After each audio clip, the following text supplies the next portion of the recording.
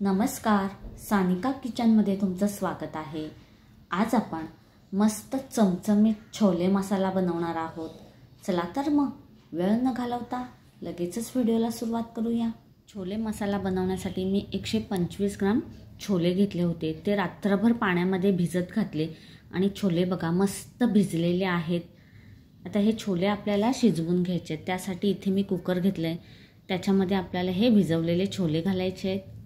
आता ह्याच्यामध्ये छोले बुडतील इतकं पाणी घालायचं आहे। 1 इंच दालचिनीचा तुकडा घालायचा आहे। थोडंसं मीठ घालूया। आता कुकरला झाकण लावायचं आहे आणि कुकर गॅसवर ठेवून देऊया।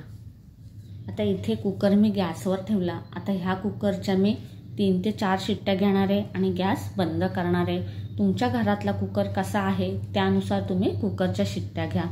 आता आपले छोले शिजत आहेत तोपर्यंत त्याला लागणारं वाटण बनवून घेऊया। इथे मी 2 मध्यम आकाराचे कांदे असे थोडे जाडसर चिरून घेतलेत, ते ह्या मिक्सरच्या भांड्यामध्ये आपल्याला घालायचे आहेत। 2 टोमॅटो घेतलेत चिरून आणि त्याचे बघा अशा बिया काढून घेतल्यात मी। आता हे चिरलेले टोमॅटो सुद्धा आपल्याला मिक्सरच्या भांड्यामध्ये घालायचे आहेत।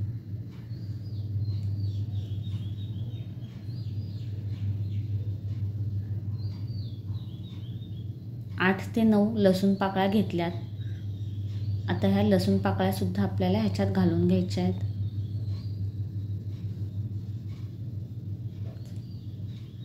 1 इंच आल्याचे तुकडे घेतले। आता हे आलं सुद्धा आपल्याला ह्याच्यामध्ये घालायचं आहे।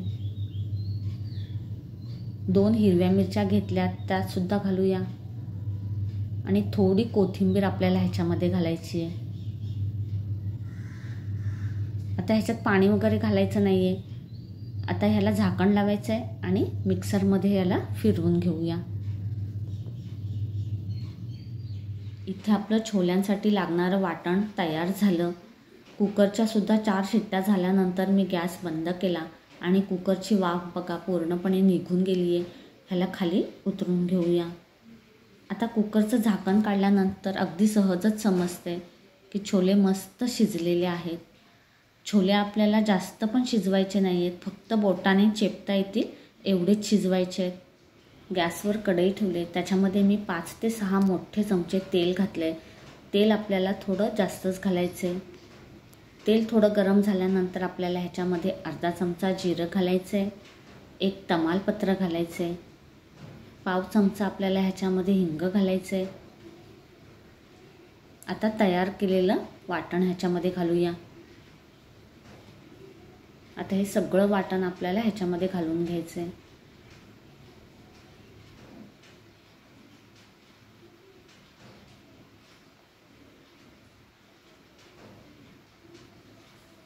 आता मध्यम आचेवर वाटण आपल्याला चांगलं परतून घ्यायचं आहे। आता हे वाटण आपल्याला तेलामध्ये चांगलं परतून घ्यायचं आहे, कारण ह्याच्यामध्ये आपण कांदा टोमॅटो सगळे जिन्नस कच्चे घातलेले आहेत। त्याचा सगळा कच्चेपणा निघून गेला पाहिजे। हे बघा वाटण चांगलं परतलं गेलं आहे। वाटणाच्या साईडला थोडं थोडं तेल सुटायला लागलं आहे। आता ह्याच्यात सुके मसाले घालून घेऊया। पहिले आपल्याला अर्धा चमचा हळद घालायची आहे, 1 चमचा धणे पावडर घालायची आहे, 2 चमचे इथे मी लाल तिखट घालते आहे। लाल तिखट तुम्ही तुमच्या आवडीनुसार कमी जास्त करू शकता। अर्धा चमचा गरम मसाला घालायचा आहे। आता इथे मी गरम मसाला वापरला आहे, तुम्ही छोले मसाला घातलात तरी सुद्धा चालेल। आता हे मसाले आपल्याला मध्यम आचेवर चांगले परतून घ्यायचे आहेत। इथे मी 1-2 मिनिट मसाले परतून घेतले। आता ह्याच्यामध्ये आपल्याला थोडंसं गरम पाणी घालायचं आहे। गरम पाणी घातल्यानंतर मध्यम आचेवर 2 ते 3 मिनिट मसाले चांगले परतून घ्यायचे आहेत। इथे बघा आपले मसाले चांगले परतून झाले। आता ह्याच्यामध्ये शिजवलेले छोले घालायचे आहेत। छोले घातल्यानंतर चांगलं मिक्स करून घेऊया। आता ह्याच्यात चवीप्रमाणे मीठ घालायचं आहे। आता छोले शिजवताना सुद्धा आपण मीठ घातलं आहे हे लक्षात ठेवूनच मीठ घालायचं आहे।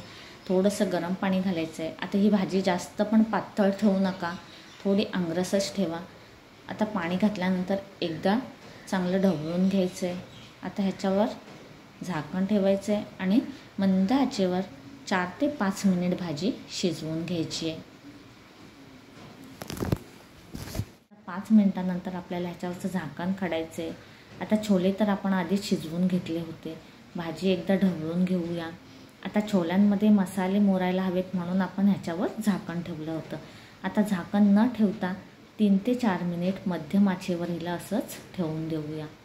आता 3-4 मिनिटानंतर बघा छोल्यांमधलं पाणी बऱ्यापैकी कमी झालं आहे आणि एकदम पण घट्ट झालेले नाही आहेत. हे असे लपथपीत आहेत. आपल्याला एवढंच पाणी ह्याच्यामध्ये ठेवायचं आहे. आता इथे आपल्याला गॅस बंद करायचं आहे. आता गॅस बंद करून झाल्यानंतर आपल्याला वरून थोडी कसुरी मेथी घालायची आहे आणि इथे मी भरपूर अशी कोथिंबीर घातली आहे. आता तुम्हाला कोथिंबीर जास्त आवडत नसेल तर तुम्ही कमी प्रमाणात घाला. आता कोथिंबीर आणि कसुरी मेथी घातल्यानंतर एकदा मिक्स करून घ्यायचं आहे. इथे आपला मस्त चमचमीत छोले मसाला तयार झालेला आहे. आता हे छोले तुम्ही पुरीबरोबर, चपातीसोबत, अगदी भाताबरोबरसुद्धा खाऊ शकता. तुम्हाला जर आजचा व्हिडिओ आवडला असेल तर व्हिडिओला लाईक करा, शेअर करा आणि असेच छान छान पदार्थ पाहण्यासाठी सानिका किचनला नक्की सबस्क्राईब करा. भेटूया अशाच एका वेगळ्या व्हिडिओमध्ये. तोपर्यंत धन्यवाद.